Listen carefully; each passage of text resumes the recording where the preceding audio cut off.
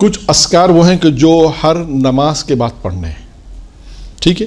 یہ جو آپ کے سامنے میں یہ بھی روایت پیغمبر اسلام حضرت محمد مصطفیٰ صلی اللہ علیہ وآلہ وسلم کی ہے.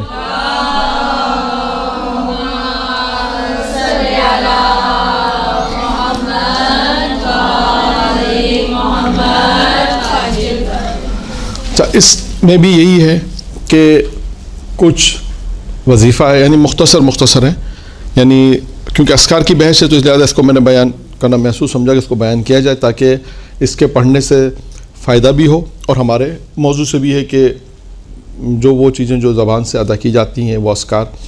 اس میں ہر نماز کے بعد ایک تسبیح ہے، 5 تسبیحوں کا ذکر ہوگا جو ہر نماز کے بعد آپ نے پڑھنی ہے. اور پروردگار عالم پیغمبر فرماتے ہیں کہ ہر تسبیح کے عوض میں خدا اسے 3 چیزیں عطا کرے گا. یعنی جو میں بیان کروں گا کہ ہر نماز کے بعد ایک تسبیح پڑھی جائے گی. مختلف تسبیح ہیں، 100 مرتبہ پڑھنا، ایک تسبیح یعنی 100 مرتبہ اس کو پڑھنا ہے. تو اس کے پڑھنے کا فائدہ کیا ہے؟ خود روایت میں پیغمبر نے بھی بیان کیا کہ اگر کوئی شخص یہ تسبیح پڑھتا ہے نماز صبح کے بعد، ظہر، عصر، مغرب اور عشاء کے بعد اگر یہ تسبیحاں پڑھتا ہے تو ہر تسبیح کے عوض میں بدلے میں اللہ اسے 3 نعمتیں عطا کرے گا. تو کل کتنی نعمتیں ہو گئیں؟ 15. ٹھیک، بہت آسان سوال ہے. تو 5 تسبیحاں 5 تسبیحاں ہیں جو ہر نماز کے بعد پڑھنی ہے، اور ہر تسبیح کے عوض میں بدلے میں اللہ اسے 3 نعمتیں عطا کرے گا، 3 چیزیں عنایت کرے گا، جو بھی آپ اسے تعبیر کریں. نماز صبح کے بعد یعنی نماز صبح پڑھنے کے بعد اگر کوئی 100 مرتبہ یعنی ایک تسبیح یہ پڑھے، لا الہ الا اللہ الملک الحق المبین، جیسا انہوں نے بیان کیا تھا کہ نماز صبح کے بعد اس تسبیح کو اگر انسان 100 مرتبہ یہ تسبیح پڑھے. یہ تسبیح میں نے عرض کیا کہ جمعرات کا جو کل دن گزرا اس دن کی بھی یہ تسبیح ہے. تو آپ یہ دیکھیے گا یہ تسبیحاں جو پڑھی جاتی ہیں یہ تکرار بھی ہو رہی ہیں.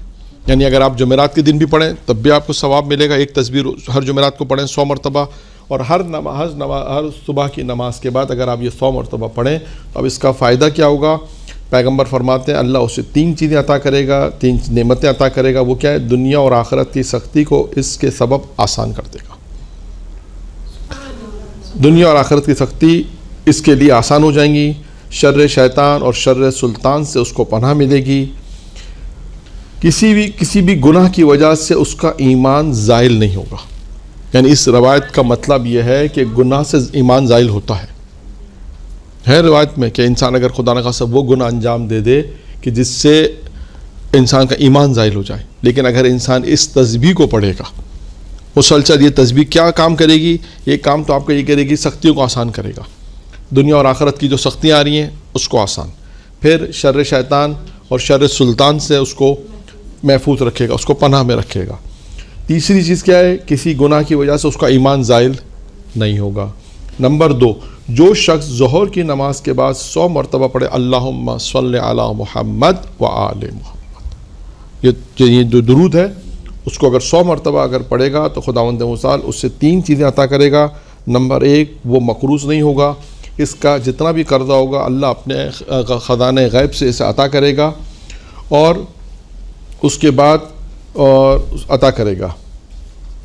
اس کے بعد فرمایا دوسری چیز یہ کہ یعنی پہلا ہے کہ وہ مقروض نہیں ہوگا، اس کا جتنا بھی قرضہ ہوگا اللہ اپنے خزانہ غیب سے ادا کرے گا. دوسری چیز ہے کہ اس کے ایمان کو زائل ہونے سے محفوظ رکھے گا. یہاں پہ ایمان کا ذکر آیا کہ ایمان اس کے ایمان کو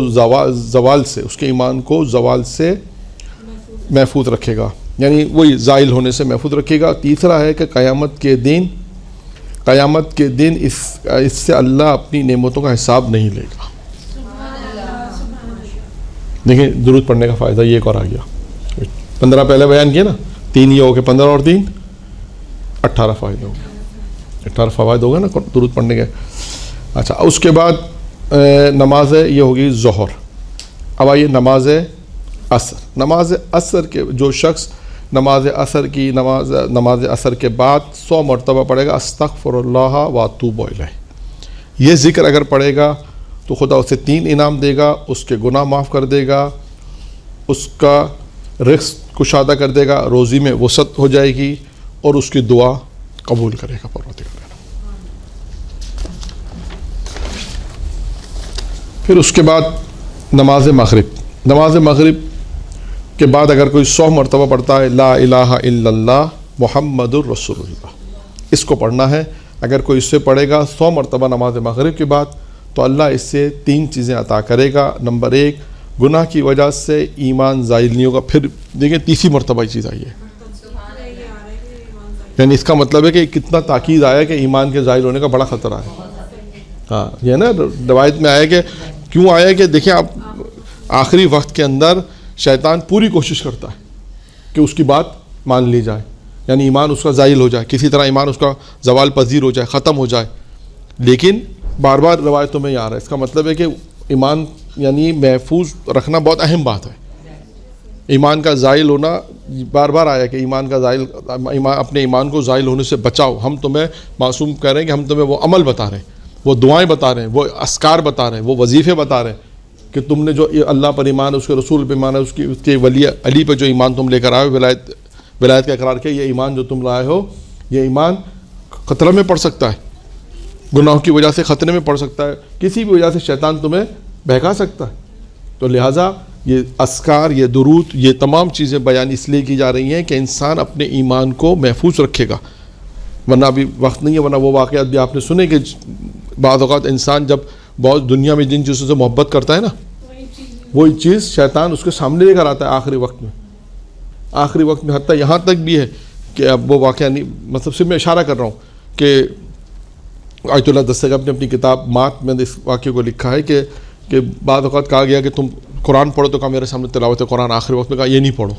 بعض سے کہا کہ مختلف واقعات، کیوں کہ پتہ چلا کہ بھائی وہ اس وقت شیطان ان کے سامنے اس کو بہکا رہا تھا کہ یہ تلاوت قرآن نہ کرو۔ مثال کے طور پر یہ ایک شخص تھا جس کا واقعہ ہے کہ اس کے سامنے بھی یہ کہا گیا، اس نے کہا میں تمہاری اس سے زیادہ وہ فانوس جیسے قلدین کہتا ہے اس سے زیادہ محبت کرتا تھا، تو شیطان نے وہ سامنے لے کر آیا، کہا میں اسے توڑ دوں؟ کہا نہیں، اسے نہیں توڑو، کہا تم میری بات مانو۔ تو پتہ یہ چلا کہ یہ صرف میں اشارے کر رہا ہوں، واقعات کی تفصیلات نہیں بیان کر رہا ہوں، صرف اس قسم کے واقعات ہیں کہ جس میں انسان کے ایمان کے زائل ہونے کا بہت خطرہ ہے۔